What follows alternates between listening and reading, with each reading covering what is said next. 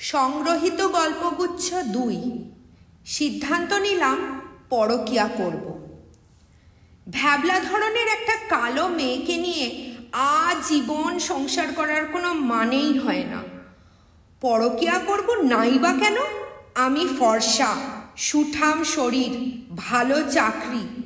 আমার বউ কেন গেঁয়ো ধরনের হবে? পরিবার কেন তাদের নিজেদের পছন্দ করা মেয়েকে আমার ঘাড়ে চাপিয়ে দেবে? মেয়েটা এতটাই অসামাজিক যে বন্ধুদের সামনে আনতে নিজের লজ্জা লাগে।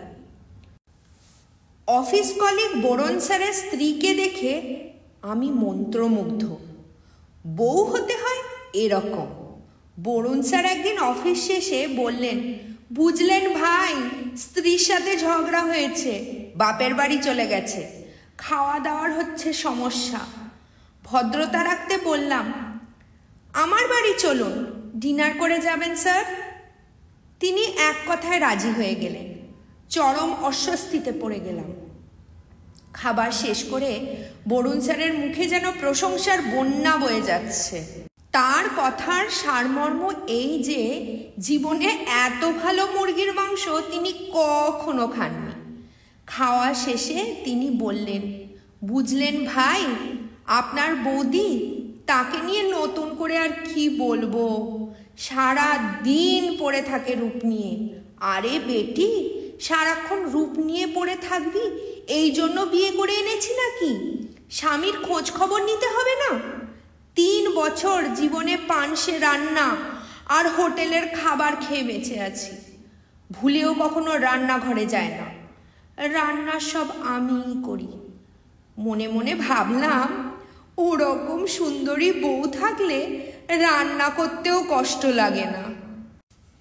এর কিছুদিন পর তীব্র জ্বরে পড়ে গেলাম। দিন রাত কোন দিক দিয়ে পার হয়ে যায় বুঝতেই পারি না, এমন অবস্থা। স্ত্রী পাশে থেকে সেবা করল, সারা রাত কপালে জলপট্টি দিল, ভেজা গামছায় গা মুছিয়ে দিল। তার নিরলসভাবে সেবা করতে দেখে নিজেকে বড্ড সুখী মানুষ মনে হতে লাগলো। সুস্থ হয়ে এক রাতে খবর পেলাম, বরুণ স্যার নাকি তার স্ত্রীকে ডিভোর্স দিচ্ছে। স্ত্রী পরকীয়া করতে গিয়ে ধরা পড়েছে। রাতে স্ত্রীর দিকে ভালোভাবে তাকালাম। কেন জানি না তাকে খুব মায়াবী লাগছে।